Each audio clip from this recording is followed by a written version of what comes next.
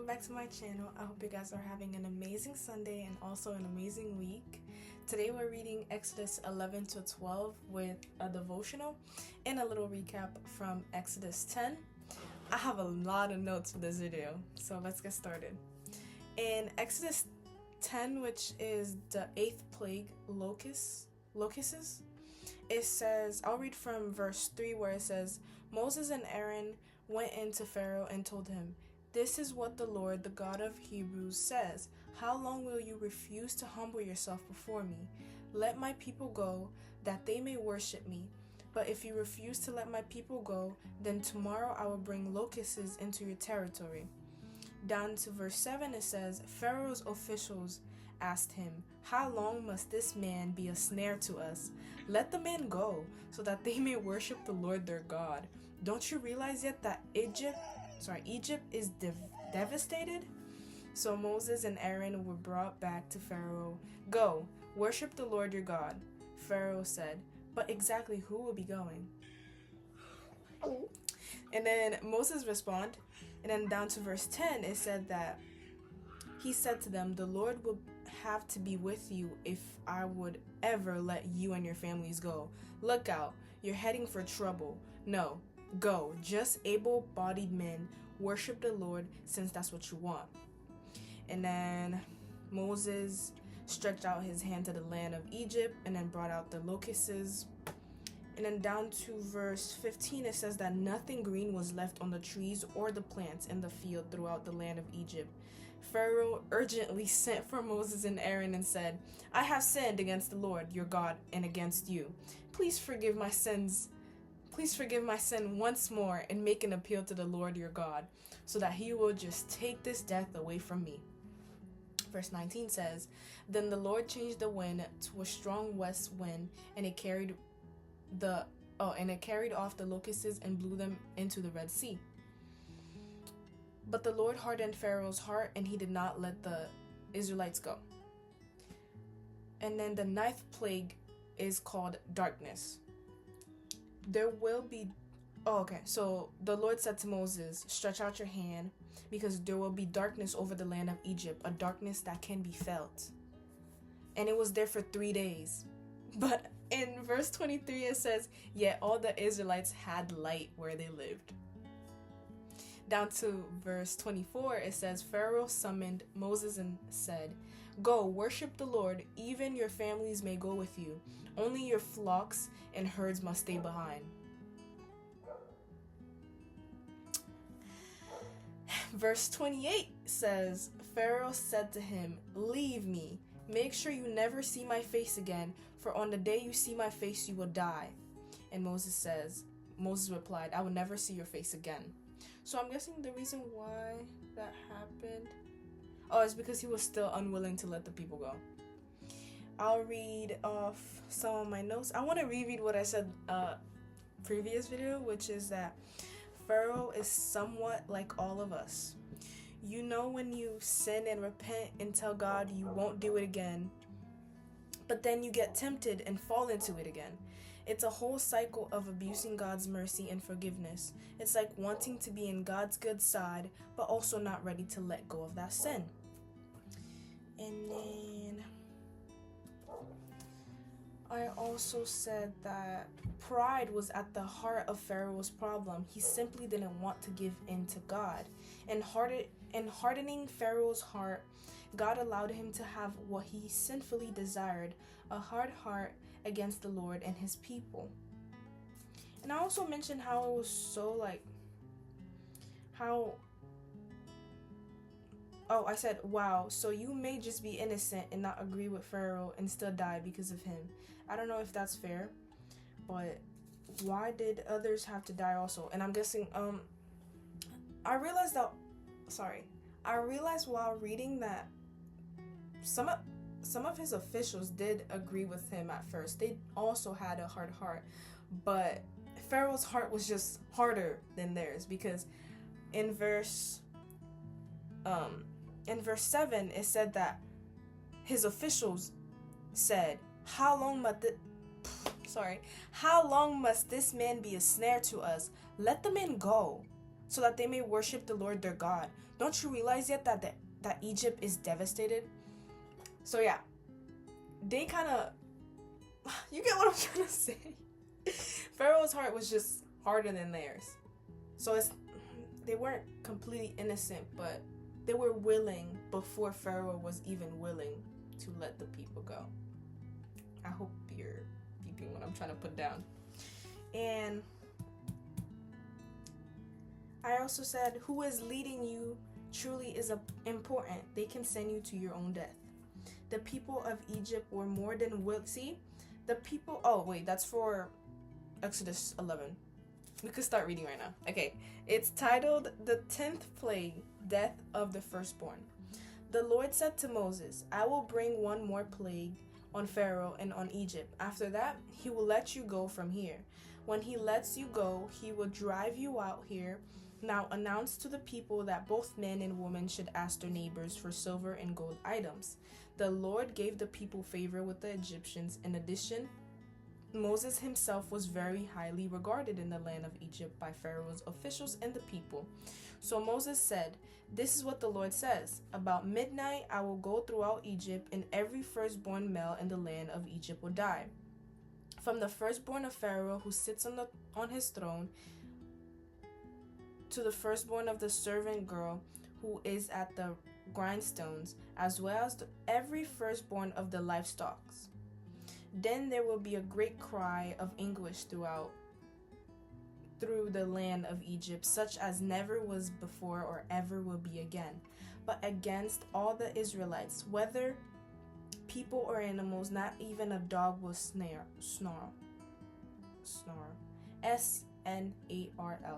So that you may know that the Lord makes a distinction between Egypt and Israel. All these officials of yours will come down to me and bow before me, saying, 'Get out, you and all the people who follow you.' After that I will get out." And he went out from Pharaoh's presence fiercely angry. The Lord said to Moses, "Pharaoh will not listen to you, so that my wonders may be multiplied in the land of Egypt." Moses and Aaron did all these wonders before Pharaoh, but the Lord hardened Pharaoh's heart, and he would not let the Israelites go out of his land. Okay, so the notes that I was gonna say, but didn't say because we were not there yet.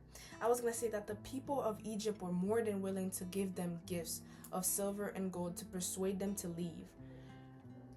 Oh, and I said that it was kind of like their way of receiving their past wages for all that work that they did.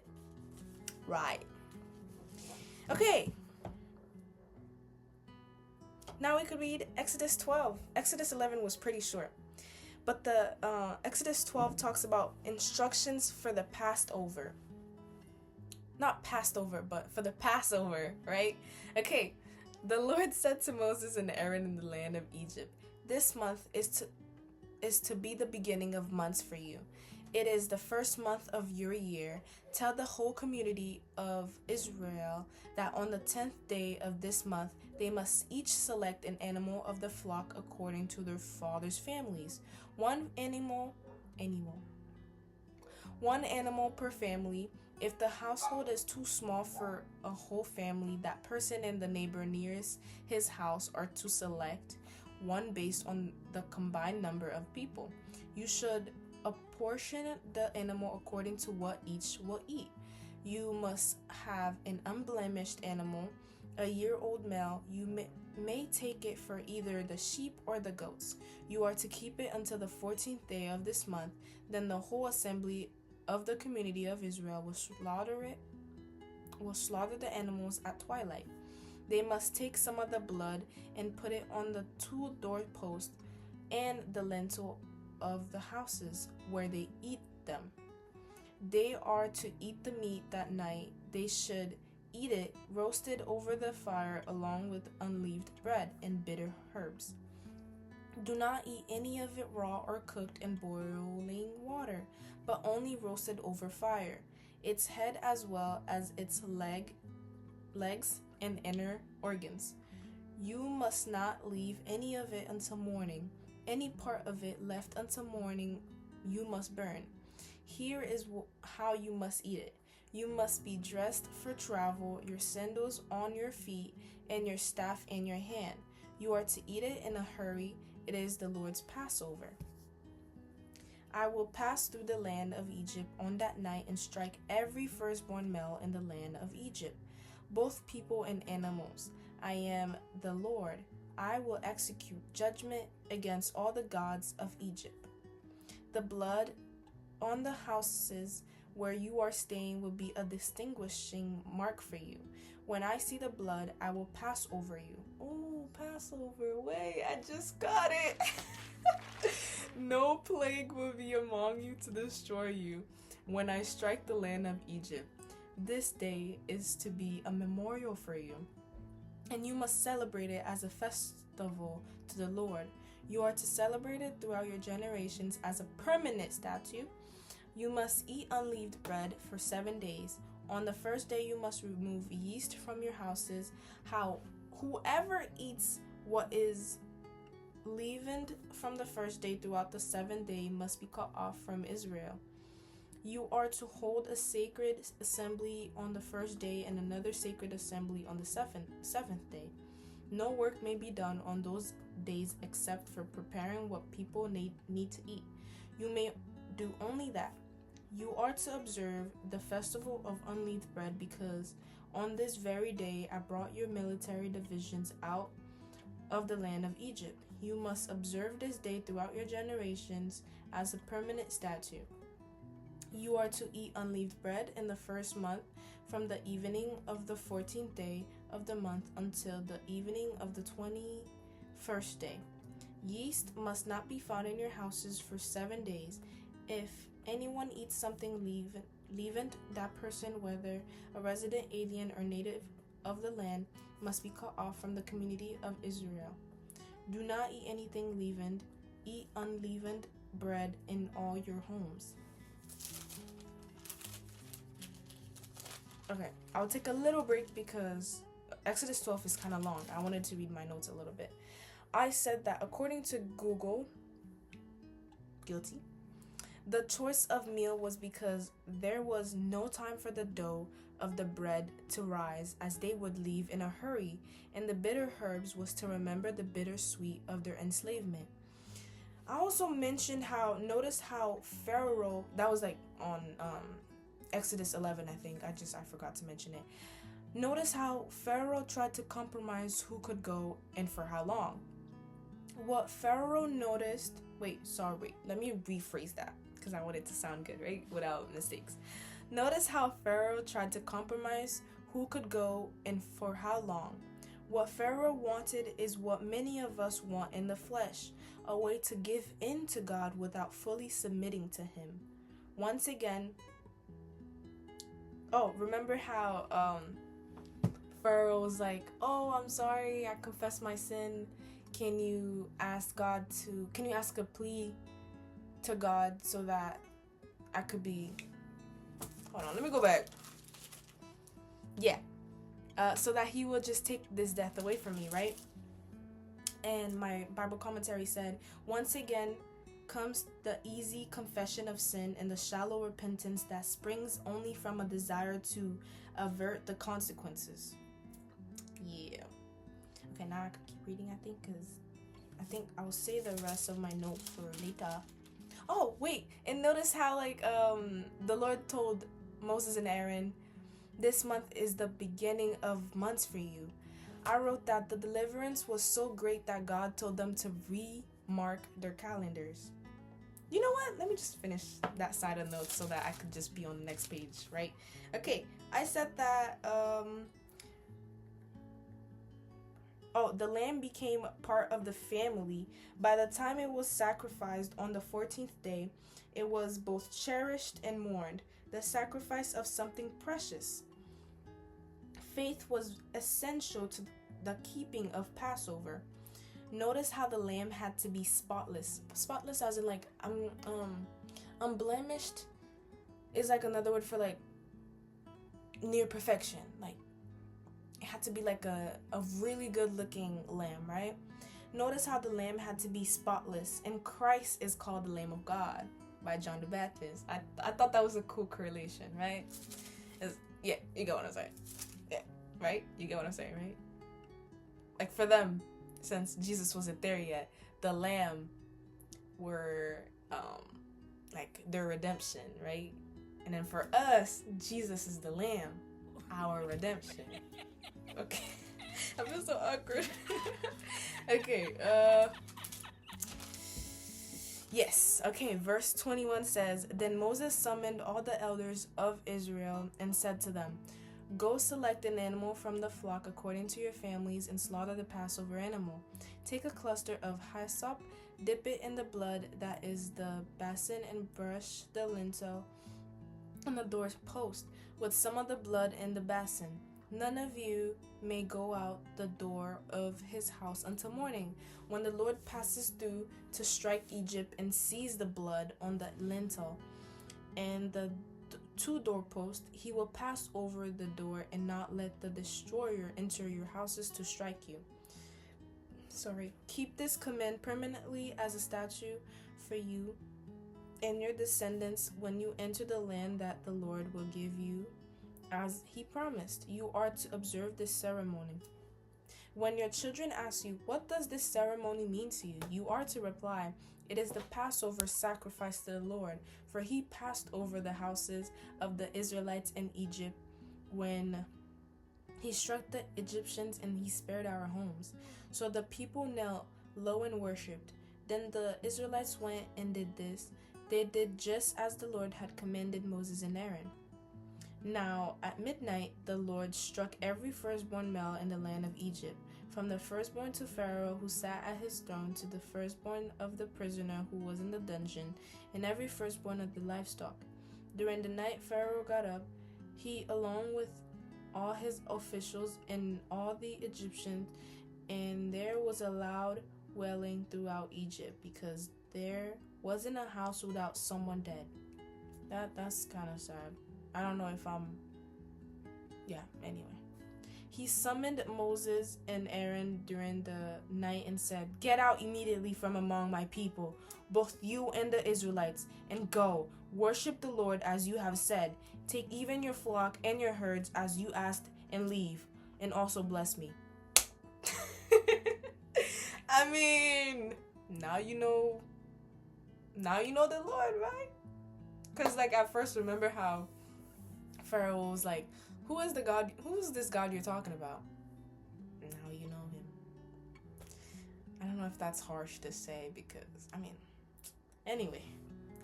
Now the Egyptians pressured the people in order to send them quickly out of the country, for they said, We're all going to die. So the people took their dough before So the people took their dough before it was leavened, with their kneading bowls wrapped up in their clothes on their shoulders. The Israelites acted on Moses' words and asked the Egyptians for silver and gold items and for clothing. And the Lord gave the people such favor with the Egyptians that they gave them what they requested. In this way they plundered the Egyptians. The Israelites traveled from Ramesses to Succoth. I forgot what the meaning of Succoth meant again. It was, I think it's like refuge. Succoth meant refuge. About 600,000 able-bodied men on foot, besides their families. A mixed crowd also went up with them. That means it wasn't just Israelites that went. Maybe some foreigners went with them. So they saw how powerful and how real our God is. So they were like, these big gods that we're worshiping are nothing. Let's go with this one. Right? They feared the Lord, so they went with them. A mixed crowd also went up with them, along with a huge number of livestock, both flocks and herds. The people baked the dough they had brought out of Egypt into unleavened loaves, since it had no yeast. For when they were driven out of Egypt, they could not delay and had not prepared provisions for themselves. The time that the Israelites lived in Egypt was 430 years. At the end of the 430 years, on that same day, all the Lord's military divisions went out from the land of Egypt. I forgot what my Bible commentary said, but it was kind of like God, God, wait, God answered the prayer, or like God, it was kind of like God delivered you on the same day that, like on God delivered you on a day that was supposed to be your anniversary of something that he, like, I hope you get what I'm trying to say. Okay, right?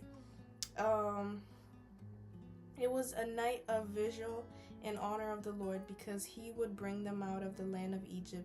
This same night is in honor of the Lord, a night vigil for all the Israelites throughout their generations. Ooh, this video might be a little long. But we're almost done. The Lord said to Moses and Aaron, "This is the statute of the Passover. No foreigner may eat it, but any slave a man has purchased may eat it after you have circumcised him. A temporary resident or hired worker may not eat the Passover. It is to be eaten in one house. You may not take any of the meat outside of the house, and you may not break any of its bones. The whole community of Israel must celebrate it.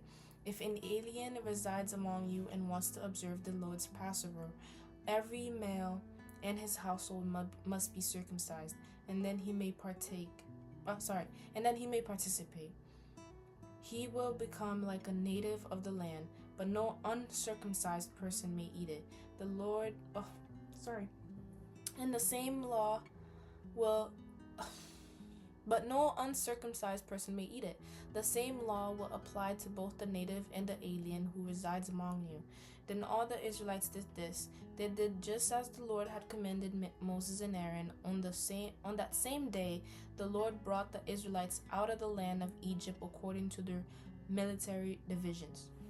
Boom, we're done. Now we can read my notes in the devotional, and then we could be all set. So I said the eating and not stored for later could be how the work of Jesus has to be received fully, with none left in reserve. The deliverance of Passover